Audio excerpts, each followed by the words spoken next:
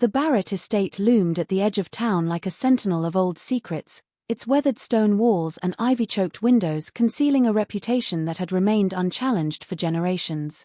To the townsfolk, the Barrett bloodline was untouchable, pristine, a symbol of unblemished wealth and power, its members moving through life with an almost ethereal grace, untouched by scandal or misfortune.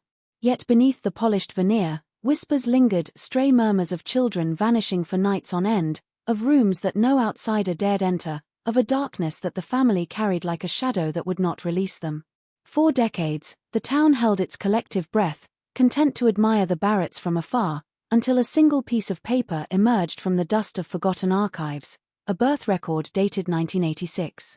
At first, it seemed innocuous, almost bureaucratic in its formality, yet the information it contained sent tremors through the foundation of the family's carefully constructed myth. Names, dates, and connections that had never been spoken aloud now lay bare on the page, challenging the long-held belief in the Barretts' untarnished purity. No one remembered who had placed it there, nor why it had gone unnoticed for so long. But the moment it surfaced, the town's uneasy fascination with the Barrett estate took on a new edge. Eyes that had once admired now watched with suspicion, whispers that had been polite hints of unease transformed into questions too dangerous to ignore. Somewhere in the shadows of the old estate, the family's secrets stirred, restless, waiting for the reckoning that had finally arrived.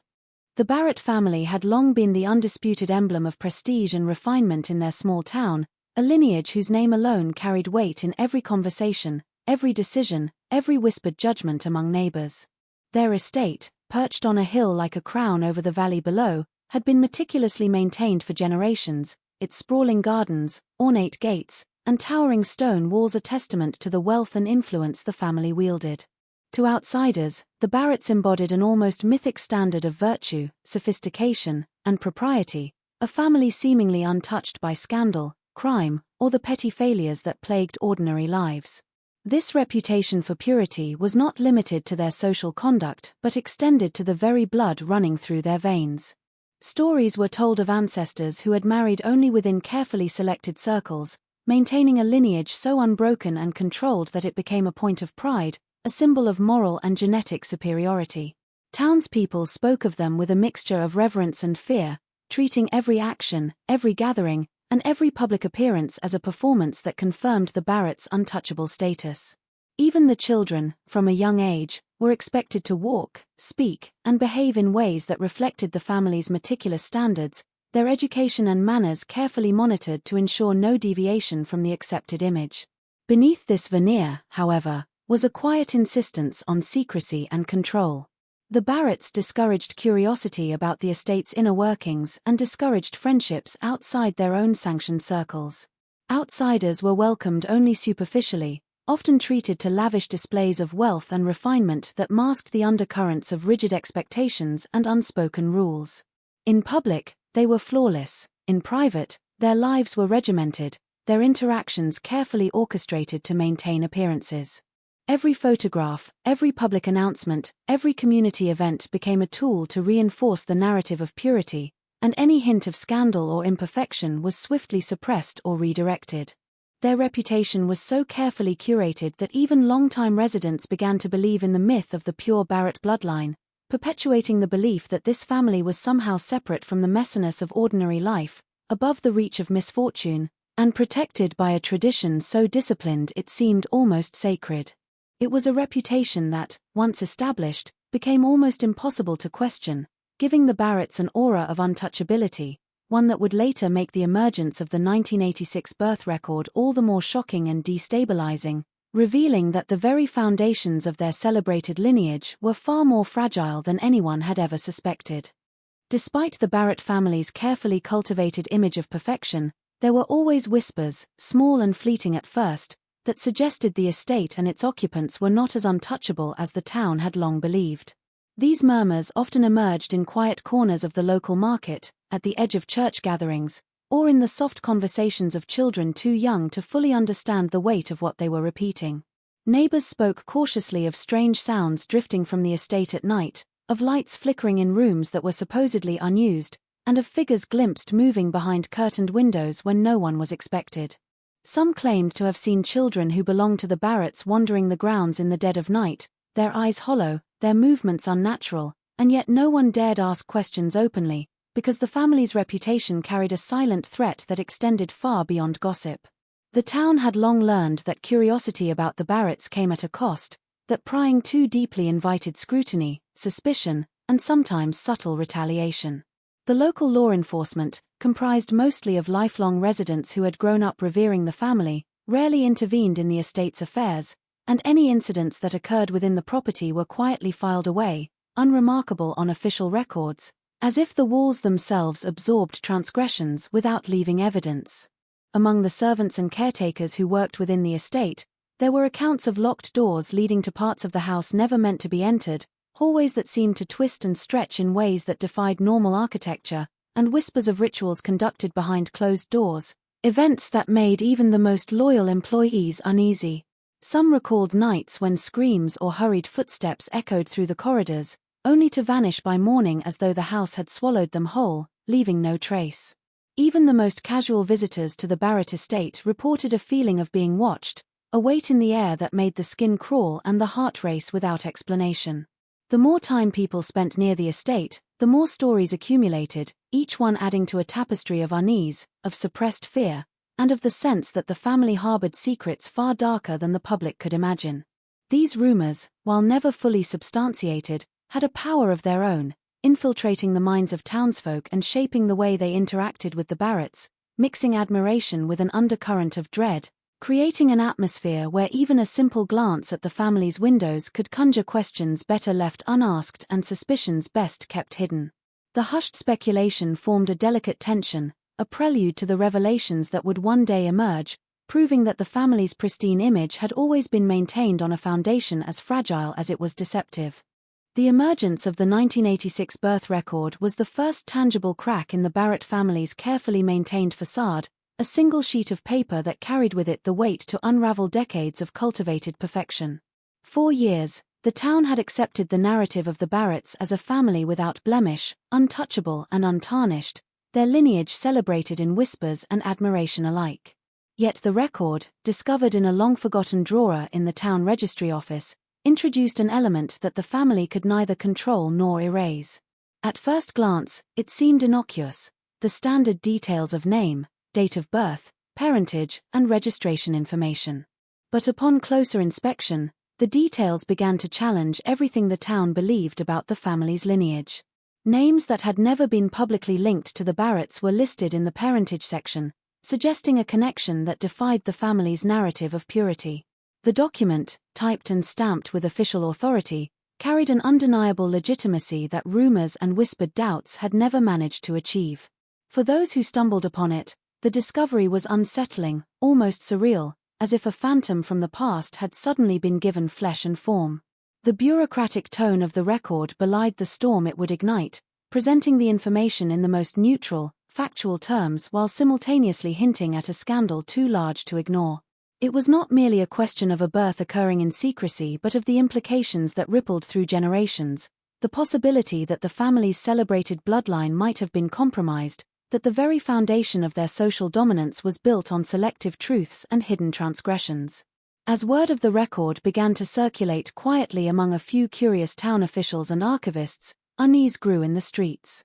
People who had once viewed the Barretts with awe now exchanged furtive glances and cautious words, realizing that the immaculate image of the family might be a carefully constructed illusion. For the Barretts themselves, the record was both a threat and a puzzle, a relic from the past that demanded explanation or concealment.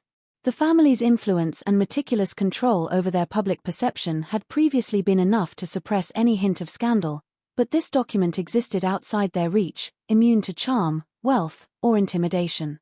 It was a subtle yet powerful reminder that even the most carefully guarded secrets could emerge when least expected, capable of dismantling reputations, sowing doubt, and awakening a long-suppressed curiosity about the true nature of the Barretts and the history they had labored so long to conceal. This single record, innocuous in appearance but explosive in meaning, marked the beginning of a reckoning that the town and the family alike would never forget. The first person to speak openly about the strange events within the Barrett estate was a caretaker who had served the family for decades, someone whose loyalty had long shielded the town from the truth but whose conscience could no longer remain silent. Her voice trembled as she recounted memories she had buried deep in her mind, fragments of nights spent in dimly lit hallways and afternoons shadowed by a sense of unease she could never fully name. She remembered the endless corridors lined with heavy, dark wood, doors that appeared ordinary but hid rooms that seemed to exist outside the normal flow of time and space. Sometimes she would hear the sound of whispers drifting from behind these doors, voices too low to understand yet sharp enough to make the hair on her neck stand on end. The air itself in certain parts of the estate seemed heavier, almost suffocating, as if it remembered all the secrets the family had pressed into its walls over the years. She spoke of children who would vanish from sight for hours, sometimes days, only to reappear with vacant expressions, their eyes reflecting a fear that they could not articulate. These disappearances were never questioned aloud, never investigated, as if the estate itself had the power to discourage curiosity, bending reality to protect the family's image. There were nights when she was forced to witness the Barretts performing rituals in candlelit rooms, ceremonies she could not comprehend, their meaning hidden behind layers of tradition and silence. The more she observed, the more she realized that the family's obsession with purity and control was not merely symbolic, it was enforced with meticulous care and, in some cases, with intimidation so subtle it left no evidence. Even the servants, she recalled, were compelled to obey without hesitation, their compliance maintained through a mixture of fear, loyalty, and dependence on the estate for livelihood. Over the years, the caretaker had internalized a sense of inevitability, a belief that the estate itself demanded obedience and secrecy, punishing those who strayed too far with whispers of consequences that never needed to be articulated. Yet the 1986 birth record had changed everything, stirring memories she had long tried to suppress and compelling her to finally speak. As she shared her recollections, details that had once been dismissed as imagination or misinterpretation gained credibility, forming a mosaic of subtle horrors that no one could ignore. Her testimony, painstakingly precise yet haunted by emotion, began to pierce the illusion of perfection the Barretts had so carefully constructed, revealing that behind the facade of refinement and social prestige lay a network of control, fear, and unspoken violations that had remained hidden for decades, waiting for the moment when the truth could no longer be contained. In the dusty attic of the Barrett estate, long sealed from prying eyes, a diary was discovered, its leather cover cracked and worn, pages yellowed with age but preserved enough to speak across decades. The diary had belonged to a member of the family whose identity had long been obscured, a voice hidden in plain sight, recording events and thoughts that no one outside the estate was meant to know. From the very first entries, it became clear that the family's obsession with purity was far more than a social ideal, it was an all-consuming doctrine that dictated every action, every relationship, every breath taken within those walls. The words, at first cryptic and scattered, gradually revealed patterns of secrecy, control, and a rigid hierarchy that placed the reputation of the lineage above human decency. Names were carefully coded, relationships obscured through invented symbols and shorthand, yet the meaning could still be deciphered by someone patient enough to read between the lines. The diary described rooms locked for decades, corridors that twisted with an almost intentional disorientation, and the presence of children whose existence seemed both central and forbidden at the same time. Entries spoke of punishments inflicted for minor transgressions, of lessons in obedience that bordered on ritualized terror, and of the way the family monitored even the smallest gestures to ensure nothing sullied their immaculate image. Some pages hinted at the existence of individuals who were kept hidden, their lives and identities erased from public knowledge, yet carefully recorded here, suggesting a parallel reality within the estate itself, one that no outsider could perceive. The diary also contained confessions, brief, sometimes desperate statements that betrayed fear, guilt, and the heavy weight of enforced silence. There were moments when the author's own uncertainty surfaced, small cracks of doubt about the morality of the family's actions, though they were quickly overshadowed by loyalty or fear of reprisal. The meticulousness with which the entries were kept reflected the same obsessive control that governed the estate's daily life, as though documenting each act, each thought, was a way to preserve the family's twisted version of truth. Over time, patterns emerged that suggested the diary was not merely a personal account but a record meant to survive as a testament, a hidden archive that could one day reveal what had been concealed. With the diary in hand, anyone reading it could trace the origins of the Barrett's obsession, the mechanisms by which they maintained authority, and the chilling reality of how the family's public image of perfection had been constructed at the expense of privacy, morality, and human decency, hinting at the deeper secrets that would soon be illuminated by the revelations surrounding the 1986 birth record. The child named in the 1986 birth record returned to the town years later, grown, unaware of the full magnitude of the legacy into which they had been born.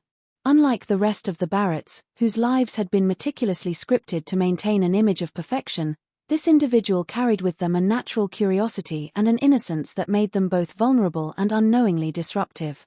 Their presence in the town immediately stirred unease among longtime residents, who had come to accept the Barretts as untouchable figures, almost mythical in their perceived moral and social superiority.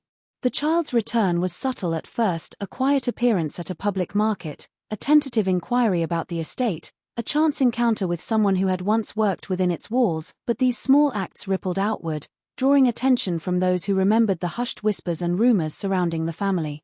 As they walked the familiar streets, there was a palpable tension in the air, as if the town itself recognized the significance of their return.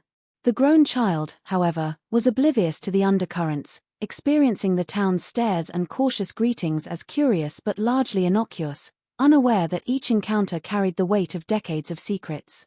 Within the Barrett estate, the reaction was far more charged. The family, accustomed to controlling every narrative and every public perception, found themselves confronted with a variable they could neither anticipate nor suppress. Meetings were held in secret, decisions weighed in hushed tones, and family members cast furtive glances at one another, realizing that the carefully constructed image of purity was now threatened by someone who had emerged outside their control. The child's very existence represented a contradiction, a living testament to the fragility of the myth they had nurtured. As days passed, the grown child began to sense the unspoken tension, the glances that lingered too long, the subtle changes in conversation when they were present, and the peculiar absence of certain relatives from gatherings.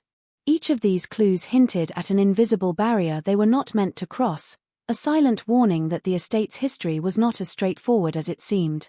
Driven by instinct rather than knowledge, they began to ask questions, seeking understanding of the family they had never truly known, and unwittingly initiating a process of revelation that the Barretts had spent generations suppressing. Their curiosity, innocent yet relentless, set in motion a series of events that would expose cracks in the family's pristine image, unravel carefully maintained deceptions, and force confrontations that had long been avoided. The return of this individual acted as both catalyst and mirror, reflecting the hidden truths of the Barrett lineage and signaling the beginning of a reckoning that the family had neither anticipated nor prepared to face. The fragile illusion surrounding the Barrett family began to crumble when a historian, drawn to the town by the family's long-standing reputation and whispers of hidden histories, started to dig deeper into the records and stories that had been carefully buried or ignored. Unlike the casual curiosity of townsfolk, this investigator possessed a relentless drive to uncover truth, guided by a methodical patience and an instinct for connecting dots that others had failed or feared to see. At first, the research appeared straightforward: archival searches, interviews with longtime residents, and examination of public records. But as the historian probed further, subtle inconsistencies began to emerge: gaps in family records, anomalies in reported births, and unexplained absences of certain individuals that contradicted the narrative of flawless lineage. Each discovery, carefully noted and cross-referenced, painted a picture that was at odds with the town's cherished belief in the Barrett's perfection. The historian's inquiries did not go unnoticed. Townspeople, who had long maintained a delicate balance between respect, fear, and curiosity, began to react with unease, some quietly warning the investigator to tread carefully, while others, emboldened by the arrival of someone willing to challenge the family's untouchable image, offered hints and half-told stories that had been suppressed for decades. The more the historian uncovered, the clearer it became that the Barretts had orchestrated an elaborate system of control, manipulating not only public perception but the very mechanisms of record-keeping, social interactions, and family memory. Photographs were staged, official documents carefully curated, and personal histories rewritten or erased to maintain the illusion of purity. The discovery of the 1986 birth record became a crucial piece of evidence, a keystone that allowed the historian to connect hidden threads of the family's story.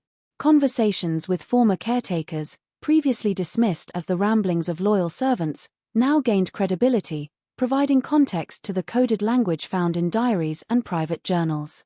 As the investigation deepened, pressure mounted within the Barrett estate. Family members, long accustomed to controlling every narrative, realized that their version of reality was under siege, and that the historian's work could not be stopped through charm, intimidation, or wealth alone. Interviews became tense, access to private spaces restricted, and the subtle networks of influence that had once silenced inquisitive voices began to fray. The historian, aware of the stakes but undeterred, continued to piece together the fragments of truth, understanding that the town's perception of the Barretts, built over generations of fear and admiration, was teetering on the edge of collapse. Each revelation brought the family closer to exposure, forcing long-buried secrets to the surface and signaling that the pristine image of the Barrett bloodline was far more fragile than anyone had dared imagine, setting the stage for confrontations and reckonings that had long been inevitable. The Barrett estate, long considered a symbol of elegance and refinement, began to reveal its true nature as investigators and curious townsfolk probed deeper into its walls, uncovering secrets that had been carefully concealed for generations. Hidden rooms, previously thought to be mere storage spaces, were found to be meticulously arranged with artifacts, documents, and photographs that painted a far darker portrait of the family than anyone had imagined.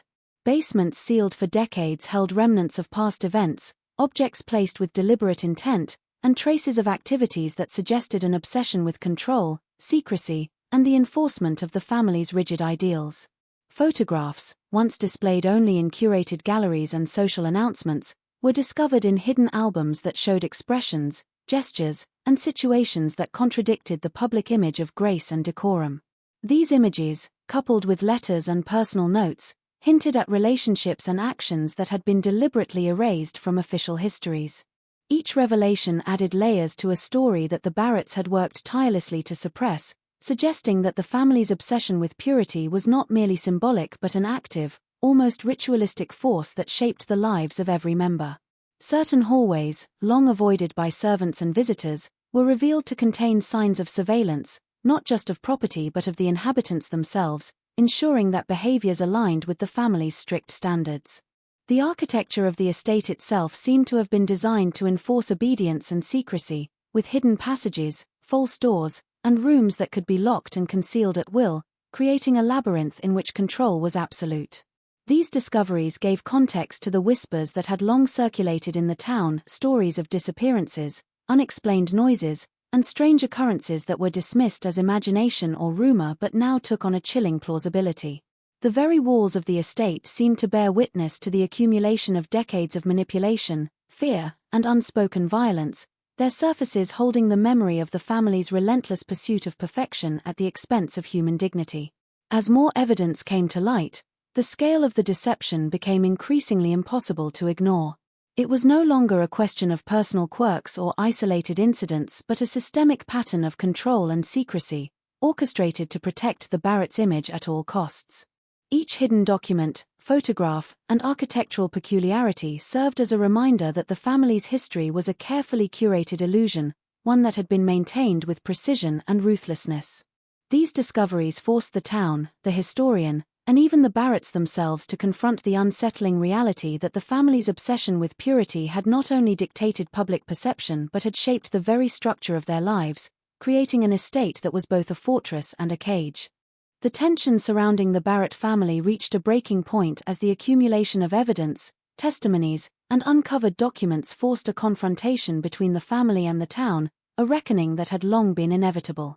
The historian's work, coupled with the accounts of former caretakers and the revelations embedded in hidden diaries, made it impossible for the Barretts to continue their performance of unblemished perfection. As townsfolk became aware of the growing body of proof, fear and admiration mingled with outrage, creating a charged atmosphere in which every glance, every conversation, and every visit to the estate became fraught with significance. Meetings, once private and confidential, became arenas for negotiation and argument, with family members attempting to control the narrative while others pressed for acknowledgement of the truth.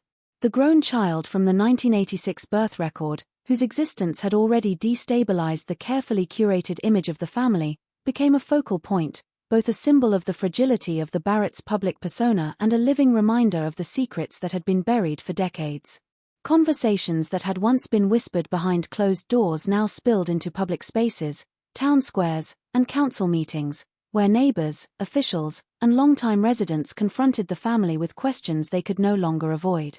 The Barretts, accustomed to controlling perception through wealth, influence, and intimidation, found themselves increasingly isolated, their authority challenged not just by facts but by the moral and emotional weight of generations of deception. Disputes erupted over the legitimacy of past marriages, the nature of relationships that had been hidden, and the implications of a lineage that had been declared pure yet was now undeniably compromised. Family members turned on one another, old alliances strained, and secrets long thought secure were laid bare in arguments that mixed accusation, denial, and desperation. At the same time, the town itself wrestled with its own complicity, realizing that years of fear and reverence had allowed the Barretts to operate unchecked, that silence had been mistaken for respect, and that curiosity had been stifled by an invisible, coercive force. The confrontation did not resolve neatly. It was messy, emotional, and fraught with ambiguity, reflecting the complexity of the human relationships entangled in the family's history. Through it all, the estate, the symbols of wealth and control, and the hidden documents acted as both evidence and witness, reinforcing the gravity of the revelations and the impossibility of returning to the previous state of unquestioned admiration. The clash between descendants, townspeople, and the truths they were forced to face illuminated the full scope of the Barretts' deception, revealing a family that had long relied on secrecy and fear to maintain its image, and showing that once hidden histories are unearthed, even the most powerful reputations are vulnerable to collapse under the weight of their own buried sins. The legacy of the Barrett family, once believed to be untouchable and unassailable, became a subject of deep uncertainty as the revelations surrounding the 1986 birth record and the subsequent uncovering of hidden truths shook the foundations of everything the town had accepted for decades. The notion of purity that had defined the family's public image was exposed as fragile, contingent, and meticulously constructed, leaving townsfolk and family members alike to grapple with questions that could no longer be ignored. The family's influence, once unchallenged, now seemed insufficient to contain the fallout, as whispers transformed into conversations, and conversations escalated into confrontations that forced everyone to confront the human consequences of generations of secrecy.